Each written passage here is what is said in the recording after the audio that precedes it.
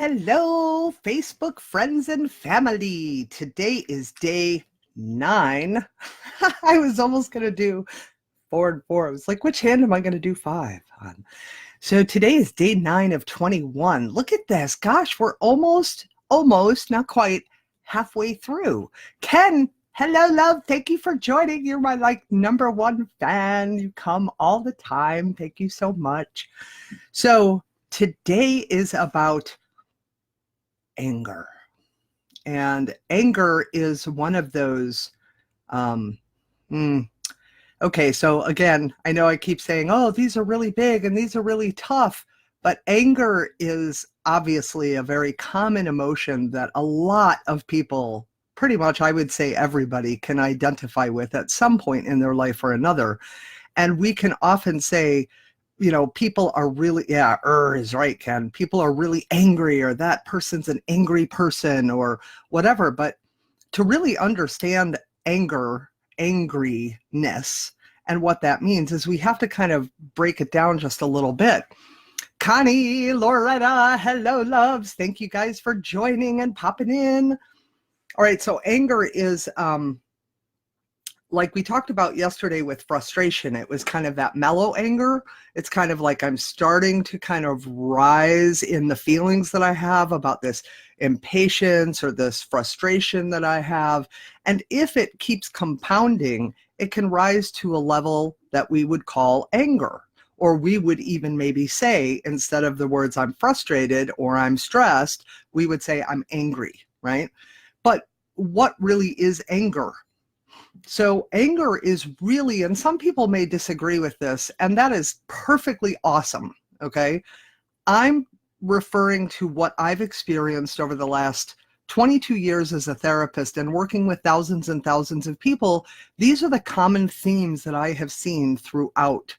And so this is, I don't know, this is more my opinion maybe than anything, but to me, what I have noticed is that anger is really that umbrella for all the other emotions underneath it. So if I'm feeling really hurt, but that hurt continues, I might rise to the level of saying I'm angry at some point. He shouldn't have done that. She shouldn't have done this. Why did they do that? Oh, I didn't deserve that. I'm so angry at them. Or with our children, or with our bosses, or our coworkers, or friends, or family. Again, you can plug anything into it. Marilyn, hello. Richard, love you guys. Bonnie, thank you guys so much for popping in. I'm on the frustrated, angry border, Bonnie. Okay, yeah. So anger is this big umbrella for all these other emotions that are underneath the surface. But because we get to this intense place, we sometimes bypass all those pieces and we just kind of go right to the anger and say, I'm very angry, I'm very upset, I'm very angry, and that person has made me angry.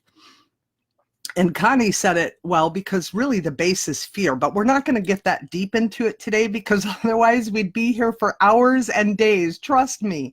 And I have courses on these things, okay? And we could go for days talking about this to really understand it. And these are supposed to be just little tiny snippets. So Michael, hello, thank you for popping in. So good to see you all. Okay, so anger is really, as this umbrella, we do have to kind of get to the root to understand, but we can't really get to the root to understand what's kind of giving rise to the anger. And it's really a rise. Think of that umbrella. We have to kind of look at it like peeling the layers of an onion away. So when we say things like, I'm really angry and I can't believe this happened, it's important to kind of step back and peel away the layer and say, well, what am I really feeling? But sometimes that's really hard for people to identify with. And I'd love to share a little story with you. When I worked at the prison, there was a gentleman who was in his probably late 20s, if I can recall well, who had been in prison, I think, one prior time to the current time he was in prison. And the prison I was at was a specific prison that was set up to be a substance abuse treatment facility in the entire prison system. It was the first of its kind in the country, blah, blah, blah.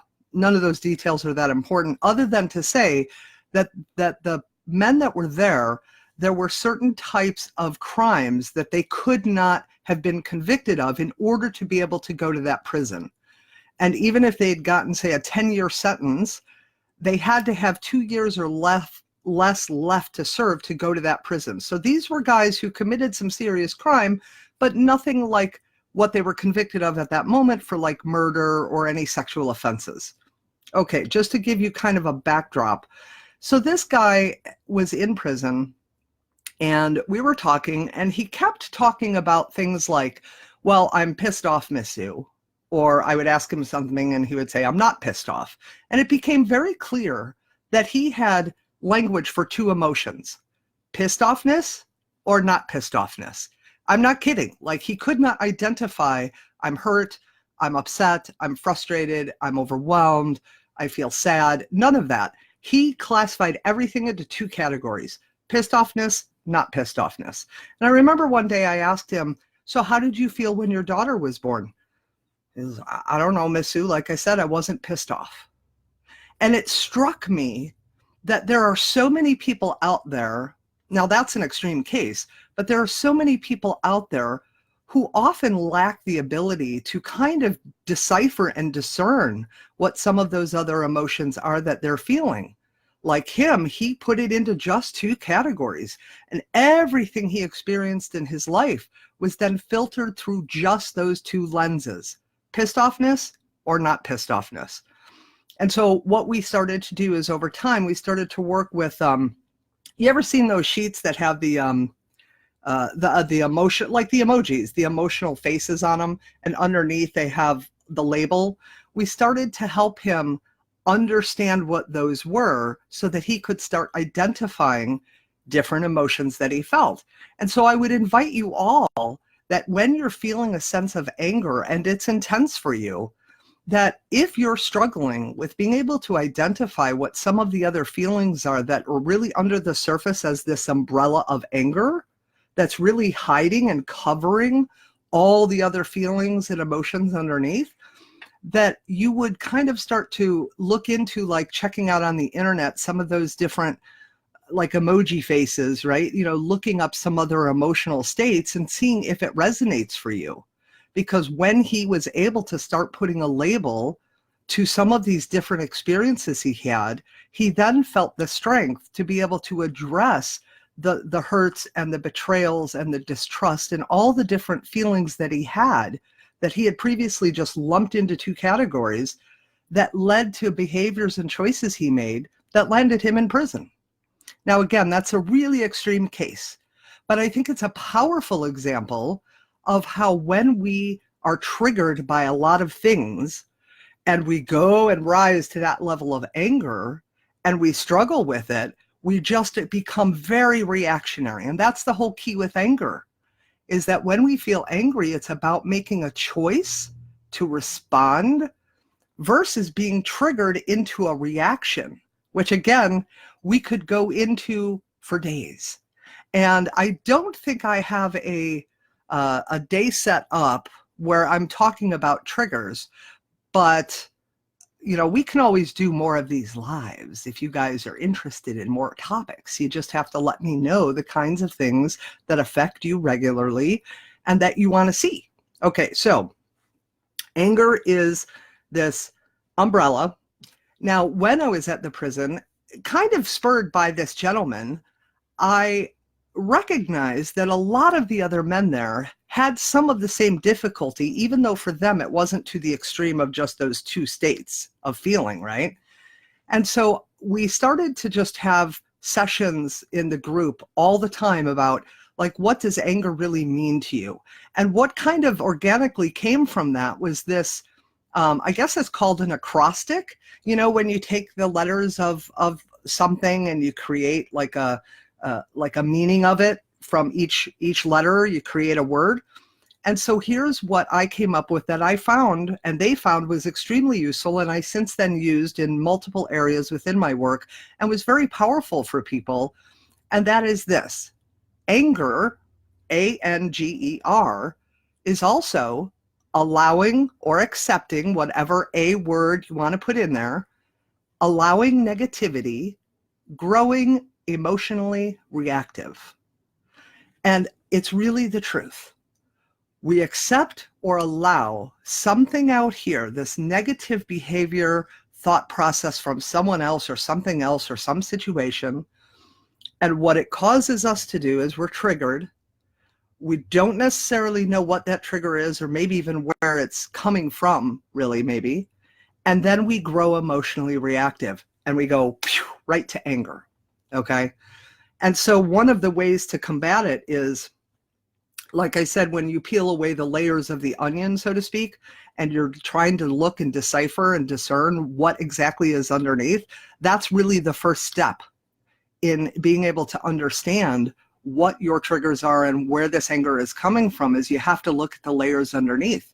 So one of the best questions to ask yourself is, if this umbrella, if this anger wasn't here, almost like it's a blanket that you're just peeling away the little corner of the blanket. If you were to just peek underneath that anger and look to see what might be under the surface, ask yourself, what emotion or what am I really feeling under this anger?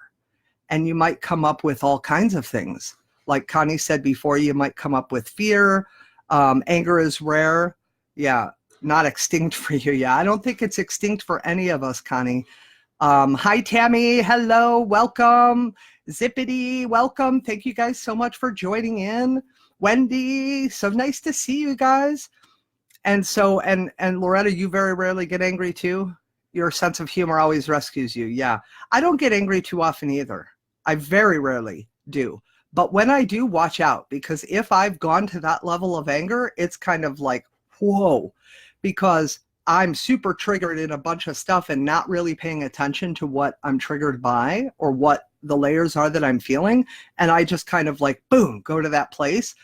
But because I do what I do and I understand these things from a different place, and I practice a lot on myself, you know, I do a lot of self-reflection, I'm able to look at that anger then and then step back and go, what exactly is it that I'm feeling? Oh, I'm feeling dismissed, or I'm feeling unheard, or I'm feeling insecure, or I'm feeling afraid. And then I'm able to kind of, you know, look at the layers, and then I'm able to really identify what the trigger is. Now, again, we could go into a whole day's thing about trigger and what triggers are. And I've actually, I have that in my book. That's, you know, in the works and all that good stuff right now. And I'll let you all guys all know when all that's ready. But it's with the editor, so I'm waiting on them to do some stuff. So we could really dive into the trigger piece for a long time, because that in and of itself is a very somewhat complicated thing for many people. Some of us have it down pat. I relatively have my triggers down pat. I relatively know what triggers me when, and in being able to identify my triggers, or at least that there's a big trigger there, even if I can't really be clear on what it is, I'm then able to make that choice to either respond, or if I'm becoming reactionary and find that I'm just getting angry, I'm able to step back for a moment at some point and kind of go, wow, why did I react that way? Like, what's really going on for me that caused me to react that way? Oh, I feel unheard. And I went to my boss with an issue, and my boss was dismissive, triggering the feeling of being unheard or dismissed. And I go back to my office and I sit in my chair and I'm like, my boss flipping never listens to me and never does anything about it. And all of a sudden I'm kind of making that choice, whether it's consciously or not, to kind of rise up in that feeling and those triggers. And guess what? Lo and behold, I'm going to get to that anger place. And everybody kind of behaves differently in their feelings, like when they're angry, right? Some people who are confused can act very different than another person who's confused, or some people who are angry can behave very differently than another person who's angry. And so we can all look at that and maybe not understand why that person goes from 0 to 60 in a second, when for us, it seems like it takes us much longer to go there. But that's all about the triggering and the reaction and all the other emotions that are under the surface that are kind of hanging out under that umbrella for that person that they're really struggling to identify. Does that make sense? I hope. So let's see. I'm scared, I'm hurt, I want to matter. Yeah, I mean, that's a big thing, Bonnie, for so many people is we just want to matter. We want to feel like we are seen and heard and validated, just acknowledged, right? And so when things happen where that is not the case, it can trigger up a whole lot of other feelings that then cause us to either be reactionary or potentially make that choice to respond. If I'm out in public and I see someone hurting an animal or person, ain't nothing funny gonna save you. No, yeah, I hear you, Loretta. My husband's the same way. Like he loses all respect for people that treat animals poorly. He's an Italian man, so he's not very forgiving in that respect. Sometimes people hold it in and it just blows up like a rouge wave. Yeah, absolutely. Linda, hello. Thank you for stopping by and joining us. Ken, that's absolutely true.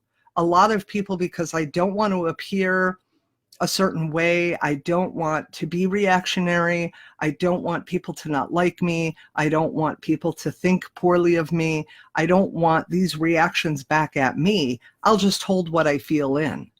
But then when I hold it in and more triggers and more behaviors keep happening out here, it's rising, right? It's causing me to like a bucket that's filling up and eventually it's going to overflow. And that's what happens when people hold that in and then they just kind of explode, is they're kind of filled up.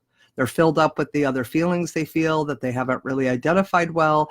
They are filled up with the triggers and they just kind of go from 0 to 60. And to our eyes, that's what happens. But to them, it's been this simmering thing for a long time that just eventually boils over. So the other thing is, take a step back, right? That's obvious, right? When you're angry, how many times have you guys heard things like, you know, when you're angry and you're having an argument with someone, don't try to solve anything, because the truth is you can't really solve anything in the energy in which it was created. My old spiritual teacher taught me that, right? And we've known that for years, right? That you can't really solve anything. If I'm angry, I'm not going to come up with a solution to whatever the situation is while I'm angry or while I'm hurt or while I'm frustrated. I have to take that step back for a moment. So if you can take that step back, now the whole chill out, relax, you got this, when it's said in those kind of veins, icky, right? Because that's just being dismissive. What really needs to happen is you need to kind of look within yourself and say, I am super incredibly upset and angry right now. I need to take a step back and I need to kind of evaluate what's kind of going on for me. Where am I becoming, you know, reactionary versus choosing to respond? I want to find a solution to this issue.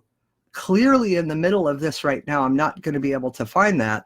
So let me kind of take a look at that trigger and that reaction and see where I can, you know, maybe come to a place of response and choice and come to a place of solution, even if that solution is over time. So that's kind of it for anger. We could go, like I said, on and on, but these are little snippets. And I'll repeat that every day for people who are brand new to each day. And so if this is helpful, please feel free to spread the love with other people who could benefit from these little short insights as to these emotional states on the adulting roller coaster of our lives. The solutions, if they don't work for you and you work them, reach out to me. Let me know, hey, I saw day 4 and day 6, I think, was stress. So let's say stress, right? Because anger can be tied to stress. Enough stress and we go to that kind of angry place. So, you know, I looked at day 6 and I didn't find those solutions very helpful. They didn't really work for me. Do you have any other ideas? I'm more than happy to help you guys in whatever. I am so incredibly passionate about people not having to live in what I call the prison of their mind, of their past, of all this mind chatter, of all these emotional states that sometimes get really overwhelming and challenging and jumbled up, and we don't really know how to move through. So if you know of anybody that you think this would help, spread the love and share it out. And again, if you would like the MP3 of all of the audios on the topics at the end of the 21 days, please feel free to drop me your email, and I will make sure that you get that at the end when it's edited and done and very smooth. But for now, this was anger. And I hope that if there is anything that comes up for you, you'll drop it in the comments and let me know. I love you all so much. I am so glad to be here. Every day I'm going to say that because I'm just grateful and blessed to be here every single day with the people that I love and care about, and those I don't even know, working to help impact the world so that we can get off this emotional roller coaster and live our infinite potential and possibility. So for now, I'll be back tomorrow at 2 o'clock. Tomorrow's topic is, resentment and bitterness. That's right. Tomorrow is resentment and bitterness. Ugh. That can hold people back a lot. So have an awesome, beautiful, anger-free day. I love you all. Thank you for being here. I'll see you tomorrow. Ciao for now.